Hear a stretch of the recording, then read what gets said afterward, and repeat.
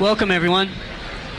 I'm Garfield Green, student president for Arizona State University's chapter of Fellowship of Christian Athletes. On behalf of the Fellowship of Christian Athletes, it's my great pleasure to welcome everyone here to Neeb Hall on the campus of ASU in Tempe, Arizona, this Thursday evening, March 30th, 1995, for this special event. A debate on the question, is Jesus the Jewish Messiah, between two international spokesmen and scholars, Dr. Michael Brown and Dr. Emmanuel Shochet. Without any further delay, I would like to introduce the announcer for this evening's event, Mr. Scott Hinkle.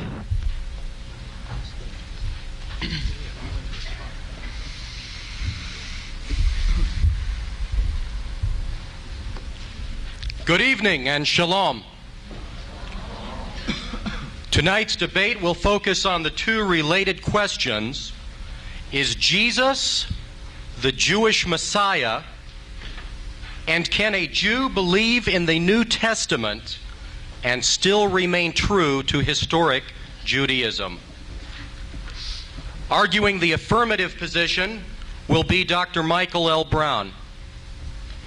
Dr. Brown, a Jewish follower of Jesus from Gaithersburg, Maryland, is a biblical and Semitic scholar, as well as a published author with a PhD in Near Eastern languages and literature from New York University. His books, articles, and sermons have been translated into more than 10 languages.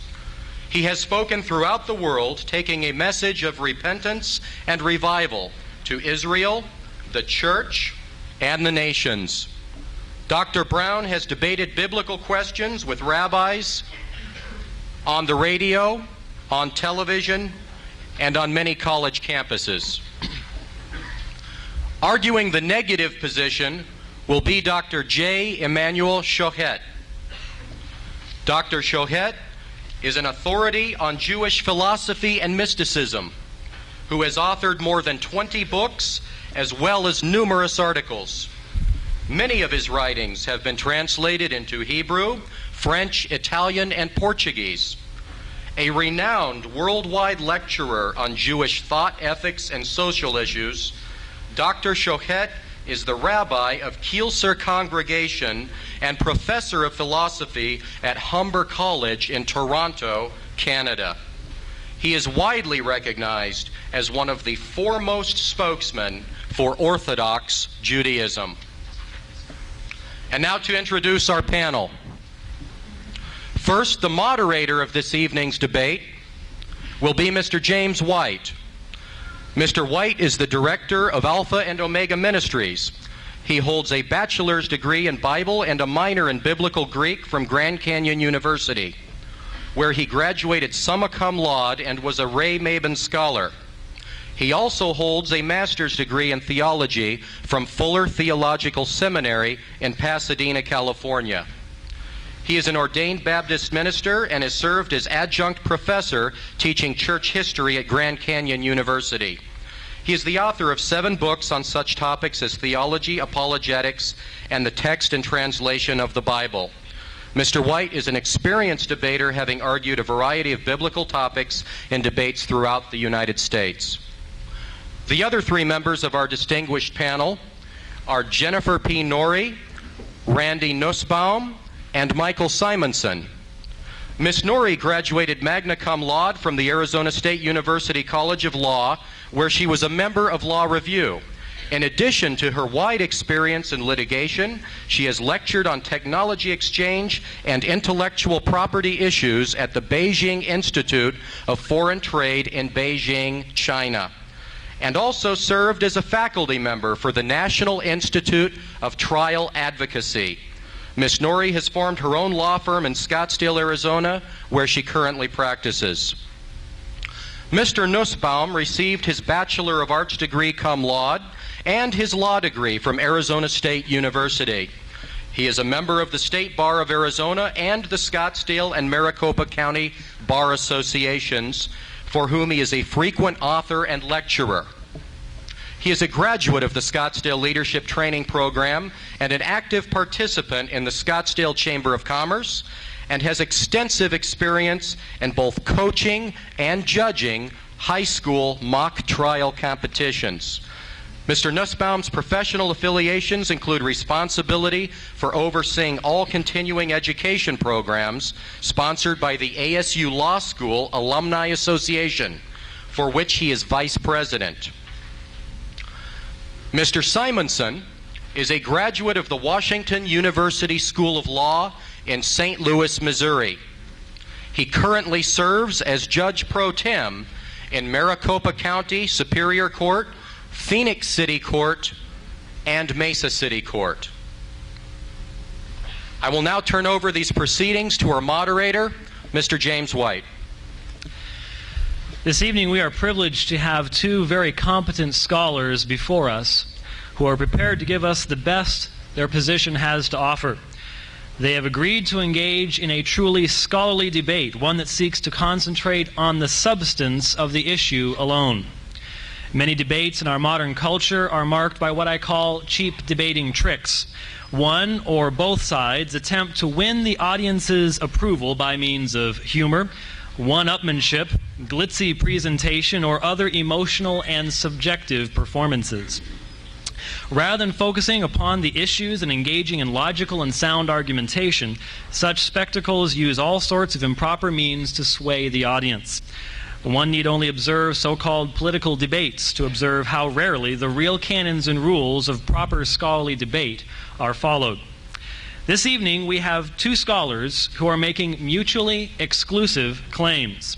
They propose to offer objective evidence in defense of those claims. Such evidence would refer to proof or data that is normally accepted as carrying weight for both sides in the debate. Personal faith or belief, therefore, no matter how important to either debater, does not amount to proof and is therefore immaterial. To be more specific, Jews and Christians agree on the truth of the Jewish Bible, known as Tanakh to Jews and Old Testament to Christians. The Jewish Bible, therefore, is clearly sufficient proof or evidence for both sides in our debate this evening. Whatever goes beyond this biblical text cannot be accepted as a persuasive argument given in proof of a point. Quotations from the Jewish Talmud, Midrashim, and commentators are sacred, meaningful, and convincing for a believing Jew, but do not prove anything to a non-Jew or others who do not accept these sources as authoritative or binding. Likewise, quotations from the New Testament or Christian commentators are sacred, meaningful, and convincing for a believing Christian, but do not prove anything to a Jew or others who do not accept these sources as authoritative. A Jewish person, therefore, cannot argue in a debate, I know this to be the true meaning of the Bible because the Talmud or Jewish tradition says so, nor can the Christian in turn argue, I know this to be the true meaning of the Bible because the New Testament or Christian tradition says so. All and any claims or allegations this evening must have to follow self-evidently from the actual text that is acceptable to both parties, either because it is stated so explicitly or because it follows clearly by way of the rules of logical deduction. All this does not preclude either side quoting or citing whatever sources they wish, provided that the debaters and the audience understand what the criteria or standards for proof are. Our debate this evening will deal with the two fundamental questions dividing the two positions. Number one, is Jesus the Messiah promised in the prophecies of the Jewish Bible? And number two, is it possible for a Jew to remain faithful to historic Judaism and also accept or believe in the New Testament? Before the actual presentations, each side will offer a statement of purpose explaining their perception and expectations of this evening's discussion. Having engaged in many scholarly debates myself, I have a few requests to make of you, the audience, and of our scholarly debaters this evening. To Dr. Brown and Dr. Shochet, I say that I, as the moderator, will be particularly strict when it comes to maintaining the agreed-upon time limitations. Staying within those limitations shows respect both for the audience as well as for one's opponent. And of you, the audience, I would like to request the utmost in respect for our debaters this evening. We have come here to listen to what they have to say. You may well feel the overwhelming urge to make an audible comment. fight that urge. You may wish to express your wholehearted agreement with a particular speaker's point by clapping. Sit on your hands. You will have the opportunity of expressing your thanks to these men at the end of the debate. And further remember that any clapping or interruptions during the presentation only detracts from the ability of both speakers to do their very best. With that said, our format this evening, as you have in your handout, indicates the debaters will begin with a 4-minute opening statement. We have changed that to a 5-minute opening statement, beginning with Dr. Shochet. So, Dr. Shochet, the podium is yours for your 5-minute opening statement, sir.